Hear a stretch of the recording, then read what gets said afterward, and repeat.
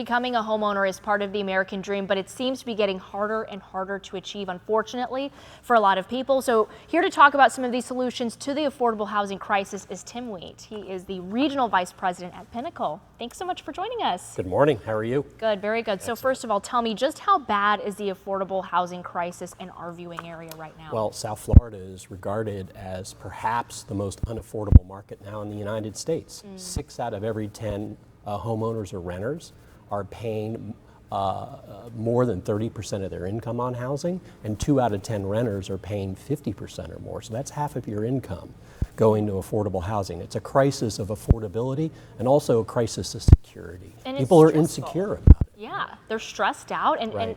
I'm wondering what led to this crisis in the first place. Well, that's a good question. A lot of factors. One is the spiraling cost of construction. The second is that growth and wages have not kept pace with the cost of housing.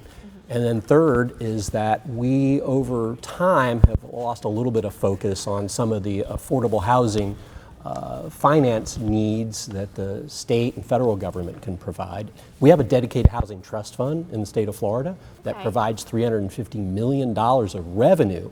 But every year the legislature and sometimes the governor look to sweep part of that trust fund to balance the budget in other areas. Hopefully this year that whole $350 million will be funded, which would bring about $16 million back to Palm Beach County. So that's part of those are part of some things that are being done to improve our situation right now. Are there, talk a little bit more about some state and local initiatives that are happening. Well, there is a discussion actually in Palm Beach County to revise the current workforce housing ordinance that would, for large developments, mandate a certain amount of workforce housing be developed, but also provide density bonuses for additional workforce housing units.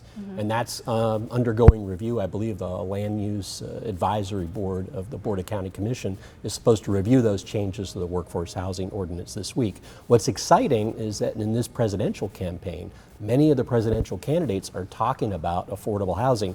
You may have read about those on-the-table seminars that have gone around the country. Housing's up there now with health care and some of the other hot-button policy topics, and it's getting talked about more and more because, again, housing security is an issue for all of us. Yeah, and just looking more locally to people watching in their living rooms right now or wherever they are, what are some of the most frequent questions that you get from people and clients as far as things that people can do or things that communities can do to make the situation better for all of us? Well, we at Pinnacle Housing, we develop and own about 9,000 units statewide, and the frequently asked question I get, because we're building actually 2 senior communities in Miami-Dade and Broward County, I've gotten calls from so many seniors saying, I desperately need a high quality place to live. When are you going to open? That's what people want to know. When are you going to open? When can I get access to more affordable housing? And we do have an aging baby boomer population, and you want to talk about some trends in the industry, maybe we could come on another, I could come on another time and we could talk more about that. Yeah, so much to talk about. Oh, yeah, there is indeed. Well, we're running out of time, but thank you so much, Tim. I appreciate you taking the time.